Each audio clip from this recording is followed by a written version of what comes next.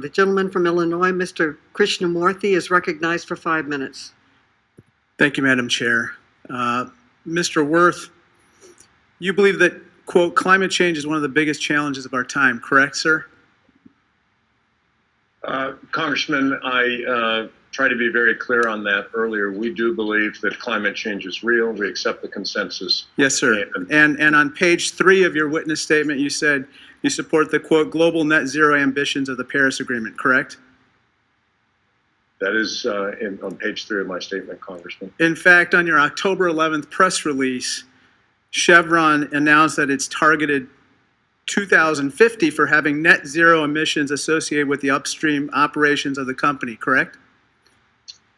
We have announced a net zero aspiration for Scope 1 and Scope 2 emissions for our equity upstream production worldwide. I'm glad you mentioned that because you mentioned a couple concepts in that in your documents. You talk about Scope 1, Scope 2, and Scope 3 emissions, as well as something called portfolio carbon intensity.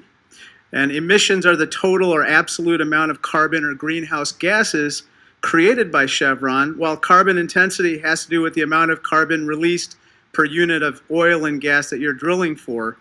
And I was looking at pages 2 through 4 of your sustainability report, sir, and you call them Scope 1, Scope 2, and Scope 3 emissions. Those are the overall or absolute emissions associated with your operations, right?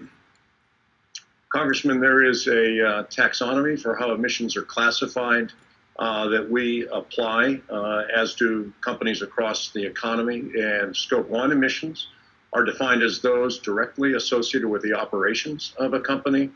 Scope 2 emissions are those associated with purchased electricity or steam. And Scope 3, there are actually 15 different categories of Scope 3 emissions. In the case of our company and our industry, type 11 of Scope 3 has to do with the use of products. Use of products, correct.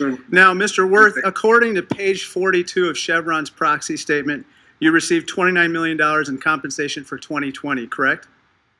That is what is reported. And it appears that you received $33 million in compensation in 2019 as well. I'm looking at your compensation calculation on page 49 of the proxy statement, and it talks about how your comp relied on oil, gas flaring, and methane intensity reductions, but none of your compensation whatsoever relied on a reduction in Scope 1, Scope 2, or Scope 3 emissions, correct? It's not there. It's nowhere on that page. Congressman, it is in the 4th category, which relates to health, safety, and environment, and there is a line in there that relates to achieving our greenhouse gas targets. No, there's something called greenhouse gas management, but it is related to intensity. I have the page right here. And so the main point that is the case is that you could have high overall or absolute emissions associated with your operations, or low or no overall emissions associated with your operations, but you'd be receiving the same tens of millions of dollars as you do now. And that's a fundamental problem with your compensation system at Chevron, that you're not incentivized to reduce your carbon footprint. And that is a big reason why Chevron's pollutions continue to go up. Now let's contrast that with Royal Dutch Shell, which made an important announcement today. Ms. Watkins, you announced today a reduction of absolute emissions by 50% by 2030, correct? That's correct. And you also, interestingly, announced that those emissions would apply to Scope 1, Scope 2, and Scope 3. So total emissions of the company, right? So our 2030 target we announced today is for Scope 1 and 2. Our net zero emissions by 2050 includes Scope 3. So by 2050, net zero across all 3 scopes, whereas as we know with Chevron, it's only Scope 1 and Scope 2, so not all the emissions. Now, Ms. Watkins, in a time of rising energy demand, why is it that you would say you're going to decline your oil production? Why would you give up the opportunity to supply that additional demand?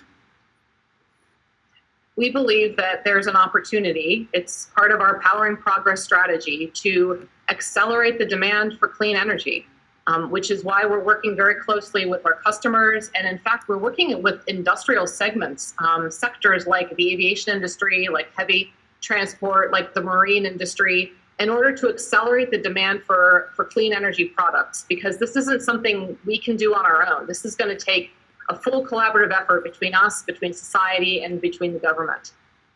Thank you. I yield back.